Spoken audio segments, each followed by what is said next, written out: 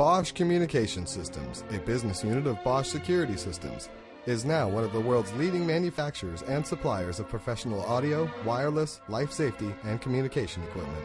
Bosch Communication Systems offers complete system solutions for the world's most critical high-profile installations and events. Together, the future sounds secure. Since 1977, Full Compass has been a national leader in the sales and rental of pro audio, video, AV, and lighting equipment. With over 600 top brands and $10 million in inventory, Full Compass is one-stop shopping. Stewart Film Screen announces contemporary cabaret screens for multimedia installations. With features that are installer-friendly, including choice of motors and easy setup adjustments from the screen's housing front. Stewart Film Screen is also introducing Ambient Shade, a window treatment product that controls sunlight in commercial and residential applications. Welcome back to Sound and Communication Viewpoint. I'm Sid Lissner with Avitecture, Inc. in Sterling, Virginia. With me is Barry Goldin, Director of Systems Integration for Audio-Video Systems in Chantilly, Virginia. We're both AV systems contractors and integrators in the Washington, D.C. area. The federal government is important to both of us, not only in the Washington metropolitan area, but worldwide. Barry, let's talk a little bit about design. Is designing for Uncle Sam, in your experience, different than designing AV systems for corporate customers? Well, Sid, that's an excellent question, and I think it does apply to the client base. On the civilian side of the federal government side, you might find a lot of things that are, let's say, classrooms, which are similar in some ways to other classrooms, or conference rooms that might be similar to a corporate boardroom. When you move into the defense side of the federal government, things change a lot. There you really get into a lot of issues that need to be solved in a technical engineering perspective that you don't run into anywhere else. There's areas where multiple levels of secure and non-secure information are present in various parts of the system, and certain system design aspects have to be incorporated to ensure that the customer's information is not compromised in any way. How about getting people? How about recruiting new employees? Has that been a special problem for you as it's been for us, finding people who can work in certain government facilities? Well, there's no doubt that specifications or background of an individual that we're going to bring in to be a part of our team are a little more stringent. There's background checks to ensure that there's no criminal background. There's obviously drug testing, which we might as a corporation do anyway. Many facilities you can't walk in the door or potentially even know the address of the building without a U.S. government security clearance. And as we said earlier, those take a while to get and are expensive and time-consuming. So challenge of identifying technically qualified and yet also background qualified to work in the environments does provide a significant challenge, and there's a limited pool.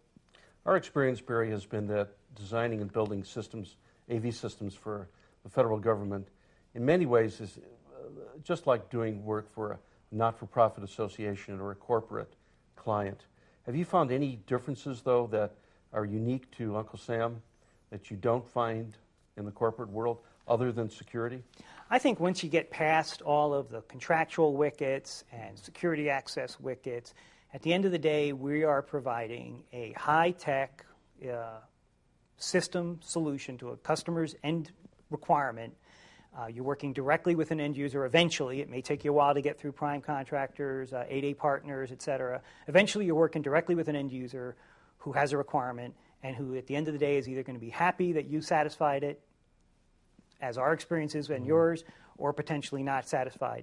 So once you get past a lot of it, it still does end up, at the end of the day, you're providing a great solution for a customer, and at the end of the day, they should be happy.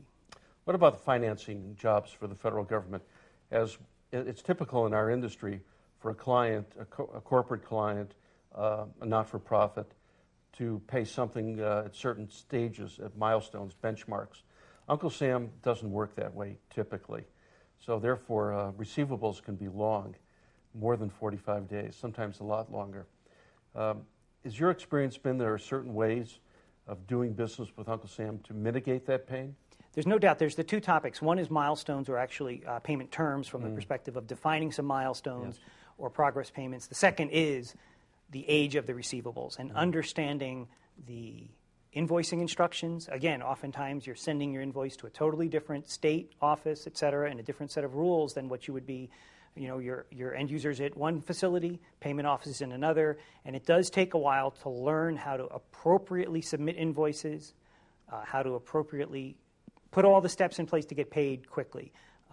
And that's one challenge. The second challenge is during the sales cycle, making sure that you know how to negotiate milestone terms and things of that nature that are historically the kind of things that your government customer is used to and will accept. Otherwise, you can bog yourself down in that process. As I've talked to other business owners in our industry, I found they're surprised and shocked when I describe how business is done in Washington, D.C. or with the federal government. For example, we present our services at a trade show. 6 months later, we get a purchase order from someone we've never heard of to deliver products or to build something, although that's less likely in the area. The purchase order comes from Maryland. The billing is the customers in Virginia or Washington State or Texas. The billing is done in Minnesota.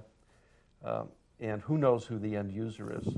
So I find that's an interesting difference between a typical business relationship with a corporate client. Has that been your experience too? I 100% agree with you, Sid. There's no doubt that when we're dealing with our corporate customers, it's usually once you've got that relationship with people in a certain building or a certain town, you're working with those people, you're working with their accounting people, if that's such, on payment, you're working with their contracting people, and they all know each other and know that they're driving toward a common solution. In the government space, it is very often that these people have never even seen each other or may never talk. They simply get notices that say, issue a contract to this or accept an invoice for that. Right. So it is a different dynamic. And how you follow up and how you push the process at different points is different. Thanks for watching Sound and Communication Viewpoint. I'm Sid Lissner of Avitecture, Inc. in Sterling, Virginia. With me has been Barry Goldin, Director of Systems Integration for Audio-Video Systems in Chantilly. We've been discussing doing business with the United States federal government as audiovisual systems integrators.